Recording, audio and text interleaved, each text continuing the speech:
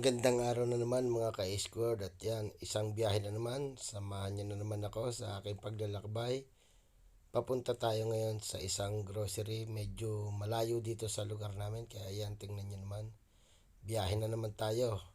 Ganito naman lagi talaga ang buhay dito. Yan at tayo bumaba na sa isang unang sinakyan natin at tayo ay lilipat pa rin dito ng panibagong sakay naman. Sasakay naman tayo dito ng bus. Bale, itong trip ko na ito ay ang gala ko na to ay malayo. Bali, 3 sakay to. Pero hindi naman ganun kalalayo. Iwahiwalay lang kasi walang isang biyaheng diretso papunta doon sa pupuntahan ko. At yan nga, nandito tayo. Nakababa na tayo sa unang tram na sinakyan natin. Tatawid tayo ngayon dyan. At maghihintay na naman tayo ng panibagong sasakyan. Dito tayo ngayon maghihintay. Tingnan nyo naman, napakaganda at tahimik ng lugar. Yan, tinitingnan natin kung anong time ng bus na sasakay natin. At yan na nga, dito sa lugar na to, napakaganda Tingnan nyo naman tahimik na tahimik. Wala man lang mga taong mga dumadaan. Napakatahimik na lugar at napaka-safety. Ayan tingnan nyo, paligid. Napakaganda. Malinis, maayos tumira at napakasarap. Okay naman ang paligid. At yan na nga, ito na yung bus na sasakyan natin. Sasakay na tayo dyan. Tapos lilipat ulit. Pagbaba dito, lilipat na naman tayo. Yan, sasakay na tayo sa bus na ito. Papunta naman doon sa susunod nating sasakyan yan. Napakaliit lang ng bus na to pero konti lang naman yung pasahero niya. Ayan ilan lang kami. Biyahe-biyahe na naman. Ganito naman palagi dito Puro biyahe. Kaysa maglakad-lakad ka, sakay ka na lang kasi yung pamasahe naman namin dito ay binabayaran namin ng monthly. Kaya sakay ka na lang ng sakay. Kaysa maglakad ka, sayang naman yung ibinayad mo ng monthly mo. Diba? Ayan sarap sa mata ng mga nakikita mo mga green na mga damo, puno. 'Di ba? Ang ganda rin ng paligid. Kaya okay lang naman na mag-ikot-ikot. Kaya sinasamahan ko na rin ang aking pagbibideo para naman medyo may ma-upload tayo. Yan 'di ba? Kaysa naman tayo gala ng gala na wala naman tayo napapala. At least dito sa pagbibideo natin, nakakakuha na rin tayo ng pang-upload natin at may naipapakita pa ako sa inyo dito sa aming lugar. Ayan, at bababa na naman tayo dito sa ating pangalawang sinakyan. Pagkatapos naman ay maghihintay na naman tayo at sasakay na naman tayo ng pangatlo. Doon tayo sa pangatlong yon, doon na yung last na sakay natin papunta doon sa pupuntahan kong grocery. Bibili lang tayo ng kung anong makita. Ang plan ko naman talaga dito ay maggala lang. So, siyempre, kailangan makakabili na rin tayo. Ayan, nakasakay na tayo ng pangatlong bus. Hindi ko na naipakita sa inyo yung aking pagsakay. Pero yan, on the way na naman tayo. Diba? Ganyan naman talaga dito. Puro biyahe. Pero kita nyo naman, napakalinis naman ang lugar. Kahit na magbiyahe ka na magbiyahe, nakakaigaya naman tingnan yung mga nadadaanan natin. Kasi napakalinis ng lugar niya. Okay sa patingin ng mata. Diba? Napakaganda. Kahit yung mga vicinity tsaka yung lugar, konti lang yung tao, hindi siya masyadong crowded, kaya napakasarap kahit maglakad-lakad ka, napaka-safe na lugar. At ayun na nga, malapit na tayo. Ayan, ito bumaba na ako, nandito na tayo. Ito na yung supermarket na isa sa malaking supermarket. Ang Globus yan, yung supermarket na yan.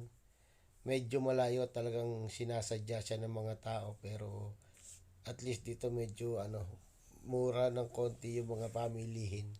Kaya marami din talaga yung pumupunta sa kanya. At saka isa pa, napakalaki niyang supermarket. Kompleto na diyan, may mga damit, sapatos, lahat-lahat na. Para na siyang isang mall na malaki. Kaya maraming pumupunta. Ayan, at kuha muna tayo ng basket. Baka tayo ay mabibili din naman. Kahit papaano, siyempre, nasa loob tayo ng supermarket, yung mga ibigan natin ay siyempre, bibilhin na rin natin. Ang ating paggagala ay samahan na rin natin ng makabuluhan. Bumili na tayo ng ating makukursunodahan. At yan nga, nag-iikot-ikot lang ako dito. Tuloy-tuloy lang ako yan. Umiikot-ikot lang. Tinitingnan ko kung ano yung aking mabibili. At pinapakita ko na rin kung ano-ano naman yung mga laman ng ano na to. Yan, ito yung mga hot dogs, may mga sausage, may mga ham. Itong area na to, napakadami niyan. Iba't ibang klase. Ikaw na lang ang mamimili. Tatanungin nila dyan ay ang pera. Yun. Dito naman yan, mga karne, may mga smoke, ham, mga ganon. Sari-sari, mga nakapak na karne yan. May mga price na rin dyan. Ayan, dyan ako kumuha ng aking binili. Tapos, yan o, ating pinamili. Meron tayong karne, buto-buto, may patatas at sibuyas na ang ating nakuha. Siyempre, hahanap tayo ng repolyo kasi yung aking lulutuin na yan ay pang nilagang buto-buto. Kaya umahanap tayo dyan ng repolyo, kaya umiikot-ikot tayo para makita natin yung pwesto ng repolyo. Siyempre, isa sa rekado natin yan sa ating lulutuin. Yan o, tingnan nyo naman, napakalawak ng grocery na to. Kaya medyo yan, nakakita na ako ng repolyo. Tayo ay bibili ng repolyo dito. Kukuha tayo. Iba kasi yung repolyo dito, meron kasing minsan matigas yung repolyo nila. Kaya humahanap ako ng medyo maganda-ganda. Eto, maganda-ganda naman to. Ibang klase yung hugis ng repolyo dito. Para siyang tatsulok. Napakaganda niya. Yun nakabili na nga tayo. Mag-iikot-ikot lang din tayo dito para makita natin kung yan ang napamili ko. May karne, may repolyo, patatas, sibuyas. At mag-iikot-ikot muna tayo dito. Tingnan natin kung ano pa yung ating makikita dito sa area na to. Kasi napakalawak nga niya kung ano-ano yung ating matatanawan dito.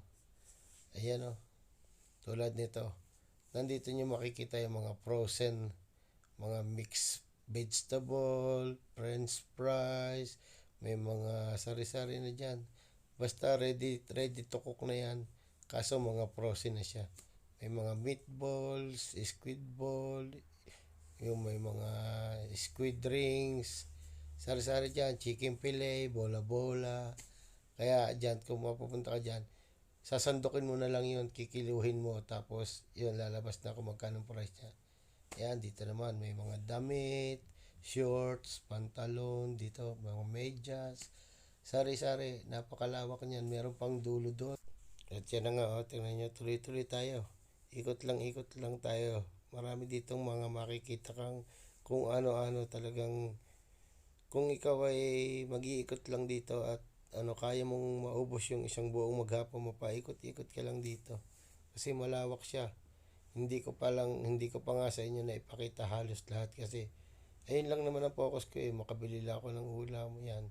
Dito naman tayo may mga baso, may mga paso, kung ano-ano, garden tools. Yan, dyan sa mga ganyang area kasi dyan ako mas nawiwili ngayon magtingin Hindi na sa mga laruan, sa mga tools na ako ngayon nawiwili. Kasi yun na yung aking parang laruan na ko ngayon. Kasi hindi na tayo bumabata, sa mga tools na tayo nagtitingin-tingin. Yun na yung ating magiging mga laruan natin. Yung tools, yan may mga mower, lahat yan, nandyan na. Kompleto yan, may mga grinder, may baray na dyan, mamaya mapapakita ko sa inyo. Kasi nandito pwede kang mamili ng kung ano-ano. Yan may mga hose. Ayan, sinasabi ko sa inyo, di ba? May mga sari-saring tools dyan. Yan. Power tools. May power saw. May grinder. Yan May jigsaw. Ayan ang mga tools na tuwan-tuwa ako pag naman ang aking pinapanood at tinitingnan sa isang mall. Kasi yan na yung aking hilig ngayon. Tapos yan, naglakad-lakad tayo dito. Yan, area to ng mga drinks. Yan, may mga beers and sari-sari. At yan, hanggang dito na lang yan at tayo ay uuwi na. Lalabas na rin tayo dito. At yun nga, at ako ay palabas na.